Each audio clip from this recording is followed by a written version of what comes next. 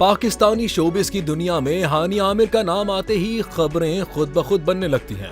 हाल ही में अदाकारा के एक कमेंट ने एक बार फिर शादी की अफवाहों को हवा दे दी है। सोशल मीडिया पर एक सारिफ के सवाल पर हानी आमिर ने हंसते हुए कहा कि निकाह जुमे के बाद होगा। बस फिर क्या था, मद्दाहों के जहनों में सवालों की कतार लग गई। हानी आमिर पाकिस्तान की सबसे ज्यादा फॉलो की जाने वाली इंस्टाग्राम सेलिब्रिटी हैं। वो सोशल मीडिया पर निहायत मुतहरिक रहती हैं और मद्दाहों से बराह रास्त बात करना उनका पसंदीदा अंदाज है। 28 साल अदाकारा किसी सवाल से घबराती नहीं। बोल्ड अंदाज हो या जाती जिंदगी, वो खुलकर जवाब देती हैं। आसिम अजहर से निकाह के सवाल पर हानिया ने कोई वाज़ेह नाम तो नहीं लिया, लेकिन उनके जवाब ने अफवाहों को मजीद मजबूत कर दिया। वाज़ेह है कि आसिम अजहर और मीरा वली की मंगनी खत्म होने के बाद हानिया की आसिम के साथ नजदीकियां दोबारा बढ़ गई हैं। अब सवाल यही है कि ये सब महज मजाक है या वाकई कोई बड़ी खबर आने वाली है।